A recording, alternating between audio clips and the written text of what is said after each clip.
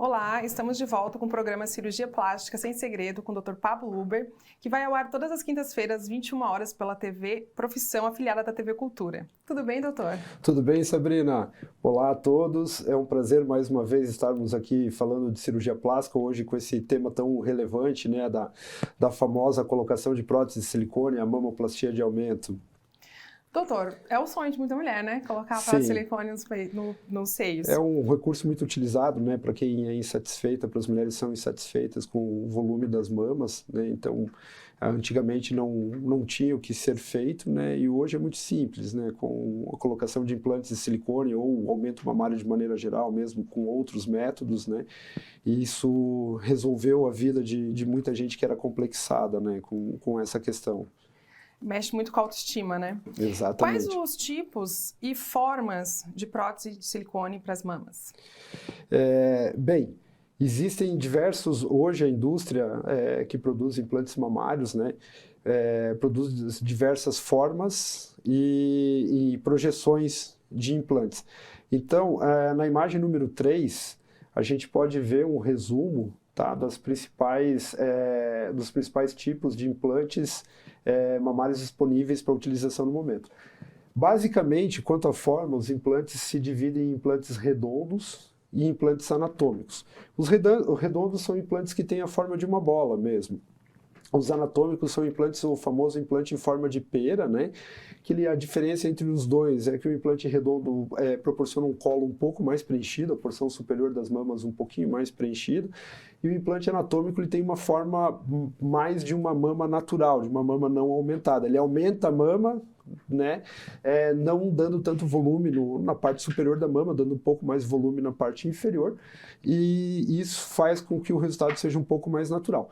Dentre tantos implantes, tanto anatômicos quanto redondos, tem a questão também de projeção, né? Então, quanto mais projetado o implante mais estreita é a base e ele é mais projetado mesmo, né? Traduzindo isso em resultado, principalmente nos implantes redondos, quanto mais projetado o implante mais forma arredondada a mama vai adquirir, mais forma de bolinha, como popularmente se fala, né? Certo. E quais são as vias de colocação das próteses? Basicamente, no Brasil, nós temos 3 vias de colocação, como pode ser visto ali na imagem número 1. Na imagem número 1. Então, as 3 principais vias de colocação, tá? É o sulco inframamário, que é esse sulco natural que tem embaixo da mama, entre a mama e a parede do tórax, tá? Essa é a via mais comumente utilizada, certo? É uma via prática, versátil, a cicatriz fica escondida ali naquela preguinha natural que existe embaixo da mama. A via periareolar, que já foi muito utilizada no passado, hoje tem-se uma controvérsia que talvez seja uma via que dê um pouco mais de contratura capsular, um encapsulamento, que a gente vai falar um pouquinho depois, né? Pela questão de seccionar ductos lactíferos, que teoricamente são contaminados, né? E a via axilar, que é uma via também bem interessante, porque a paciente fica sem incisão na mama, né? Ela fica com a cicatriz apenas na axila. As 3 vias são 3 vias adequadas, eu acho que tudo depende também dos desejos da paciente. A paciente participa ativamente desse processo de decisão, né, de onde ela quer ter a cicatriz na mama para a colocação do silicone. Não existe uma via melhor que a outra, todas têm vantagens e desvantagens e a paciente vai participar desse processo de decisão. De escolher onde ficaria a cicatriz. Exatamente. Certo. E vou falando ali da contratura capsular, para tirar um pouco da dúvida, o que é frequente acontecer? Tem que fazer a troca? Como que funciona? Então, isso é uma coisa bem polêmica, né? Bem controversa também, e eu percebo que é uma preocupação constante das pacientes que vêm para a colocação de implantes mamários, é saber o famoso prazo de validade da prótese, certo? Então, não existe um prazo de validade pré-determinado para a troca do implante. Existem indicações para se trocar esse implante. A questão do prazo de validade, que se fala muito entre as pacientes, tá? Ela está bem relacionada à contratura capsular. Todo implante colocado, ele é um corpo estranho. Por mais que o silicone seja um material inerte, tenha muito pouco reação imunológica com o organismo, mas ele é um corpo estranho. E o organismo cria uma cápsula fibrosa ao redor da prótese, né, para isolar aquele corpo estranho, que ele considera um corpo estranho, do restante do organismo. Isso é normal. Todas as próteses colocadas vão ter aquela cápsulazinha natural ao redor da prótese. Em alguns casos, certo, e conforme o passar do tempo, essa cápsula vai se tornando espessa, vai engrossando e vai contraindo. Isso se chama de contratura capsular. Isso inicialmente causa dor na mama, depois começa a causar endurecimento e depois, além de dor e endurecimento, é visual mesmo. A mama vai ficando contraída, vai ficando estranha. E aí está indicada a troca por contratura capsular.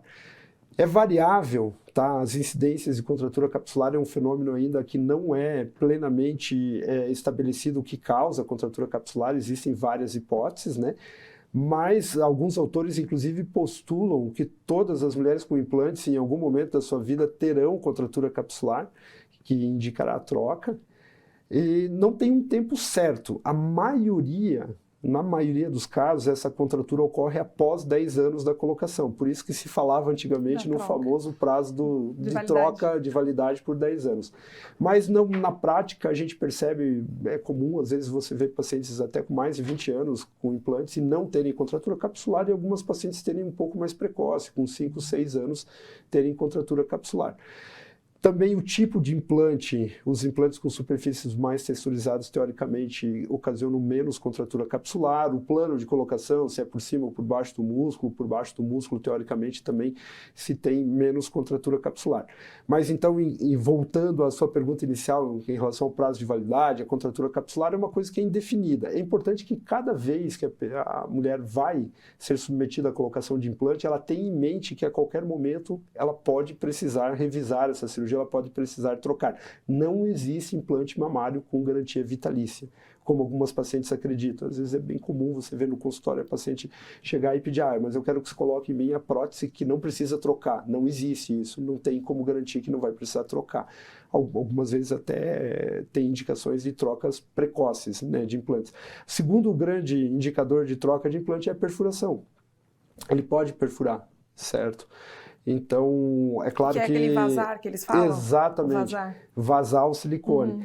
É claro que quanto mais tempo de colocação da prótese, vai aumentando o risco de perfuração exponencialmente, porque aquele material sintético colocado no organismo, ele vai envelhecendo com o tempo. Ele vai sofrendo fadiga por conta da movimentação da paciente, enfim, né, o processo natural, e em algum momento ele pode se romper. Essa seria a segunda grande indicação de troca. É muito comum também, um fator de risco para a ruptura é a própria contratura capsular, porque como aquela cápsula começa a espremer o implante, ele começa a ter um risco maior de ruptura. Terceira indicação seria a insatisfação estética da paciente, né? No momento que ela colocou, ela pensava de uma maneira, os anos passaram, enfim, e ela quer algo diferente, aí seria uma indicação óbvia de troca também, ou de se revisar essa cirurgia. É muito comum isso acontecer em mulheres que tiveram oscilação de peso desde que colocaram o implante, ganharam peso, depois perderam, surge flacidez, aí acaba se indicando às vezes até uma mastopexia, né, para tirar a pele da mama, também para reposicionar a mama, você aproveita e se troca a prótese. Ou mulheres que tiveram filhos, né, que tiveram gestações nesse processo. Mas essas basicamente são as 3 grandes indicações de troca. Na minha prática, eu não considero o fator tempo para indicar a prótese. Então é comum, às vezes eu ver pacientes aí que colocaram implantes há quase 30 anos e que veem assim, eu estou há muito tempo com a minha prótese está velha, eu venho trocar.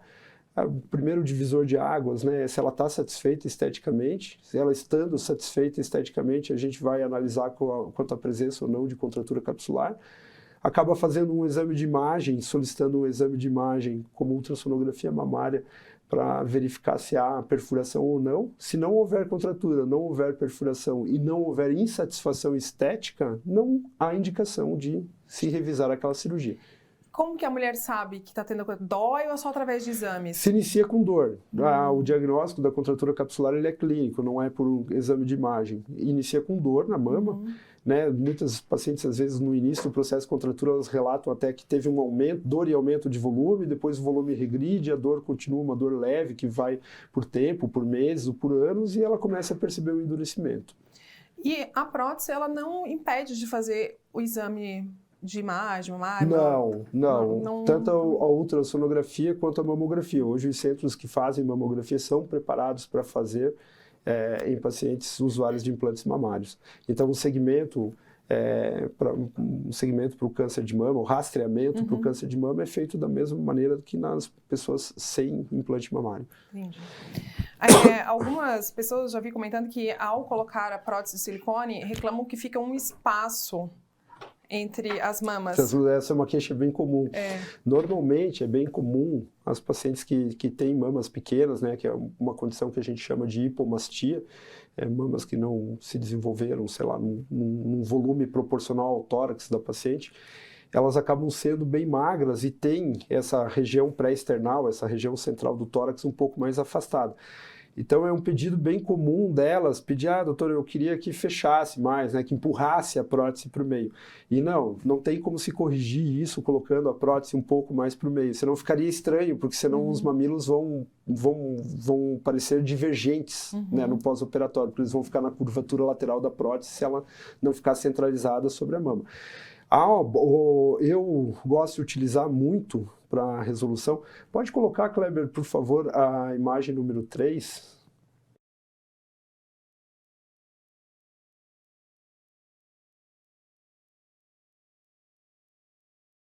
Esqueminha ali na imagem da direita, né, que a prótese está bem centralizada atrás do mamilo, certo? Na posição que ela tem que estar mesmo. Mas para obliterar, para fechar um pouco esse espaço que nós chamamos de clivagem intermamária, nós utilizamos um enxerto de gordura. Então se associa uma pequena lipoaspiração na mesma cirurgia, essa gordura é preparada e é enxertada naquela região, dá para ver ali na imagem em amarelinho, é a gordura enxertada naquela região, para obliterar aquele espaço, para diminuir aquele espaço, sem que necessariamente se movam os implantes para a medial. Pode passar a próxima imagem? Então, ali você tem o exemplo à esquerda de uma paciente que tem essa clivagem intermamária. Muitas vezes a gente faz isso em pacientes que já colocaram implantes mamários, mas estão insatisfeitas com esse aspecto. Depois elas voltam só para a gente fazer essa pequena lipoaspiração e o enxerto de gordura, aí como se vê ali na imagem da direita, é obliterado, é melhorado essa clivagem intermamária. Mas pela simples colocação da prótese, na maioria das vezes não é possível corrigir isso. Sem contar que há um risco também, né, de se empurrar a prótese muito para o meio, se colocar essa prótese muito para o meio, há um risco de fazer uma condição chamada simastia, tá? Que é essa pele aqui na frente, essa pele pré-external acaba levantando aí e acaba ficando muito feio. Entendi. Quando você falou das questões de troca de mulheres que possivelmente tenham amamentar, tal, então ela não interfere na amamentação? Não, o implante ele vai ser colocado ou atrás da glândula mamária ou atrás dos músculos peitorais, né? O plano retroglandular ou retromuscular, e não vai ter influência nenhuma na amamentação. E a prótese, então, ela levanta as mamas? Essa também é uma ideia, né, que se vê em muitas pacientes. Então, tem que se diferenciar muito a questão de volume da mama e posição da mama. A prótese ela vai melhorar o volume mamário. Em alguns graus de flacidez muito leve, certo? Ela acaba levantando um pouquinho. Mas para pacientes que têm uma flacidez, uma ptose, uma queda da mama um pouco mais acentuada, pode passar a última imagem, Kleber? É necessária aí uma cirurgia que se chama mastopexia, que pode ser associada aos implantes mamários, né? Onde se é retirado pele da mama para levantar, como se vê ali na mama esquerda, desse esqueminha, na mama baixa que foi levantada, e pode-se colocar a prótese para corrigir a posição, pode-se colocar a prótese para aumentar e se faz a mastopexia para corrigir a posição da mama. Aí, no caso, é um tipo de mastopexia com as maiores cicatrizes, que é a mastopexia em T invertido, que acaba sendo a mais comum, né? Fica uma cicatriz em T invertido. Em alguns casos, com menos flacidez, pode-se fazer só com aquela cicatriz ao redor da areola e aquela cicatriz vertical ali no polo inferior da mama, né? Em alguns casos de ptose muito leve, de flacidez muito leve, mas que não vai ser corrigida somente com a colocação do implante, pode ser colocado o implante e retirado pele só ao redor da areola, ficando uma cicatriz periareolar, que nós chamamos, uma cicatriz menor aí. Então, para aumentar o volume dos seios, não necessariamente tem só a prótese de silicone? Não, mais recentemente, tá? Muitas mulheres têm solicitado o aumento mamário, mas têm rejeição à utilização da prótese, certo?